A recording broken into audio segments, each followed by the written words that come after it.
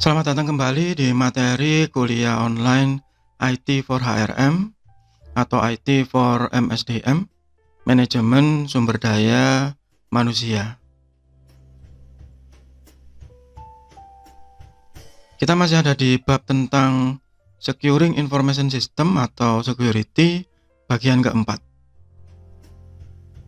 Bagi yang belum melihat video sebelumnya, silakan cek di playlist. Di bab pertama kita berbicara secara khusus tentang kenapa kok sistem informasi itu tidak sempurna. Ya, selalu ada kelemahan di dalamnya. Kemudian cara pencegahan umumnya yaitu dengan security dan kontrol. Di bagian kedua, kita membahas tentang beberapa hal yang bisa membuat sistem informasi tadi berlobang ya secara teknis. Jadi ada spoofing, phishing, identity theft ya. Tetapi yang paling sulit sebenarnya adalah jika kelemahan tadi dimanfaatkan oleh manusia atau human. Yang berhubungan dengan materi ini yaitu Human Resource Management. Itu dibahas sebelumnya di bagian ketiga, bahwa jika itu memang disebabkan oleh human, maka kita harus mencegah dan mengatasinya dengan menggunakan policy yang kemudian diturunkan menjadi standar dan akhirnya didetailkan menjadi guideline, prosedur, dan praktis. Dan harus dilengkapi dengan sanksi. Nah, secara lebih khusus lagi, jika itu berhubungan dengan orang-orang yang ada di Departemen IT, maka ada namanya manajemen guideline atau manajemen guidance ya di SIS-SP. Ya. Jadi ini sebenarnya tugas utamanya bukan di Departemen IT ya, tapi di Departemen SDM karena ini created by management. Sehingga waktu diimplementasikan, waktu konfigurasi, maka harus tahu dulu job analysis-nya, harus tahu dulu struktur organisasinya, sehingga yakin dan tahu bahwa siapa yang memegang ini, siapa yang berhak ini, siapa yang wajib melakukan ini dan melihat ini. Nah, begitu. Applies to any technology that affect the confidentiality, integrity, or availability of information. Contoh yang sederhana misalnya pinjam-pinjaman password. Ini masih banyak ya di perusahaan. Jadi kalau ada yang nggak masuk begitu, ya tolong itu diakses ya di komputer saya. Passwordnya ini, nah itu hal-hal yang sering kali dianggap remeh tapi salah. Ya kasihan Pak, dia kan sedang cuti hamil, jadi dia libur lama maka passwordnya dipinjamkan. Duh, bukan begitu caranya. Tapi ada delegasi yang diserah terimakan secara tertulis, diketahui oleh atasan, nggak hanya sekedar lisan omong-omongan begitu. Inform Technologies of Management Intent. Jadi pihak yang bertanggung jawab di sisi teknologi yaitu Departemen IT, nah itu yang harus diinformasikan pertama kali karena mereka yang punya kekuatan teknis di situ. Ya, sehingga sistem administrator itu yang mengimplementasikan managerial policy. Jadi implementing managerial policy, bukan mereka yang membuat kebijakan. Ini yang masih sangat banyak terjadi di Indonesia.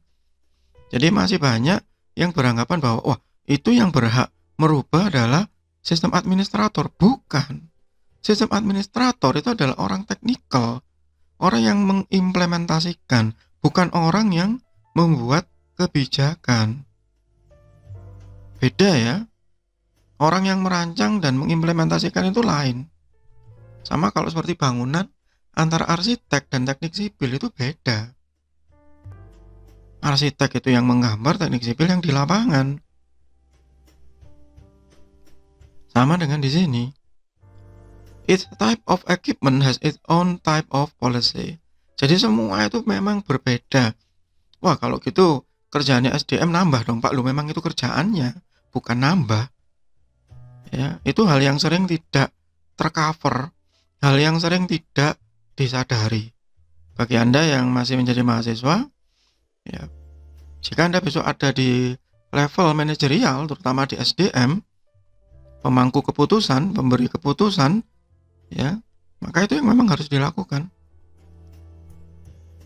Nah, cara untuk menyusun kebijakan tadi ada beberapa jenis begitu.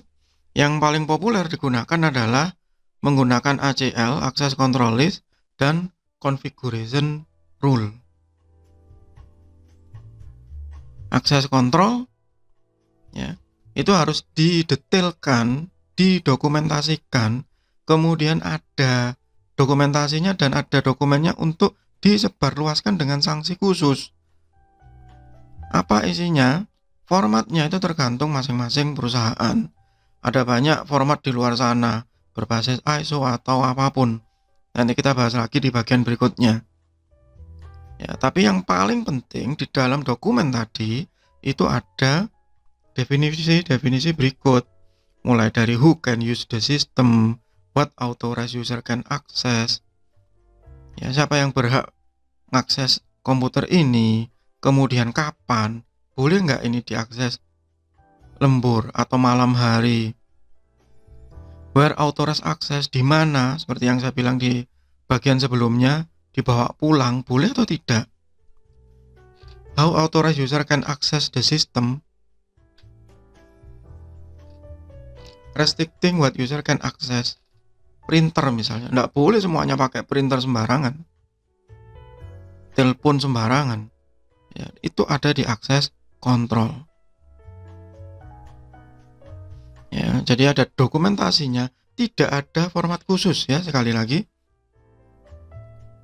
Kenapa? Karena audiens di sini misalnya departemennya ya beda lah tiap perusahaan, kemudian perangkatnya beda juga tiap perusahaan. Yang penting ada coverage, indicate coverage. Apa yang dimiliki perusahaan itu, apa yang dianggap penting. Kalau sampai kemudian pihak SDM ngomong tidak ada yang penting Pak di sini, ya sudah, bubar aja perusahaannya. Ya, berikutnya ada RBAC, Rule Based Access Control, RBAC, a mechanism that restricts system access. It involves setting permission and privilege to enable access to authorized user. Jadi RBAC ini pengembangannya access control tadi. Jadi ada rule base, peran. Ingat, peran ya, bukan orang.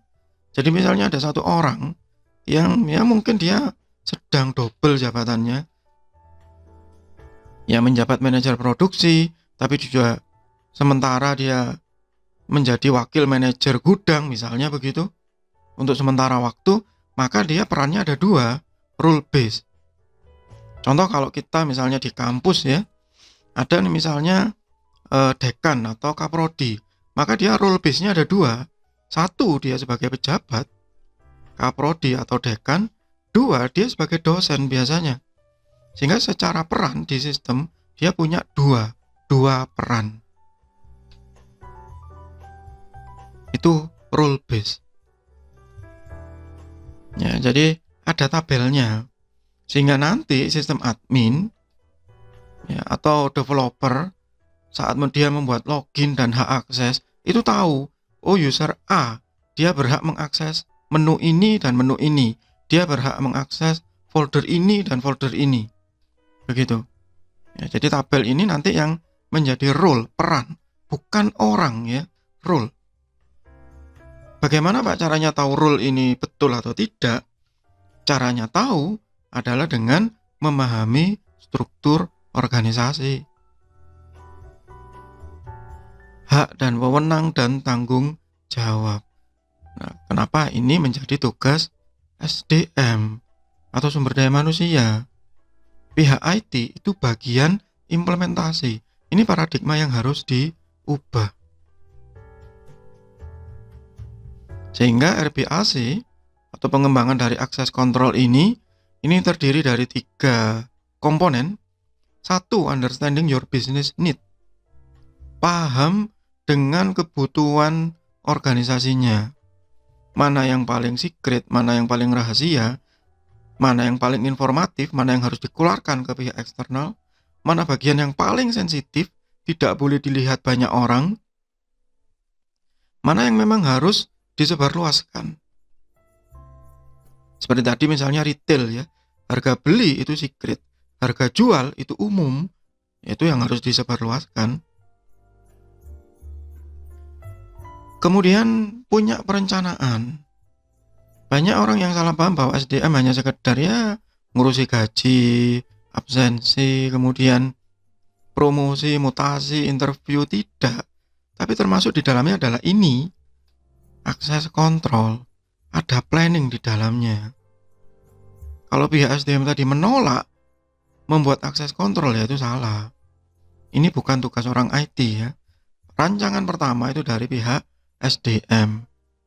Dan yang terakhir adalah mendefinisikan perannya tadi, membuat dokumentasinya. Kalau semua komponen tadi sudah disusun oleh pihak SDM, maka orang IT, entah itu sysadmin, software developer atau apapun itu istilahnya di perusahaan tadi, maka dia melakukan implementasi. Ya, jadi rangkuman umumnya adalah dari policy, standar, segala macam kita implementasikan. Prosedur yang paling umum adalah menggunakan akses control, kemudian pengembangannya adalah menggunakan rule based access control dengan menggunakan dokumentasi yang kuat berdasarkan struktur organisasi, hak, kewajiban, dan wewenang yang sudah didefinisikan, direncanakan, dan pihak IT nanti yang mengimplementasikan. Itu untuk sementara bab tentang Securing Information System bagian keempat. Masih ada lagi bagian berikutnya. Kita akan berjumpa lagi di bagian berikutnya. Semoga bermanfaat. Tetap sehat, tetap semangat. Terima kasih.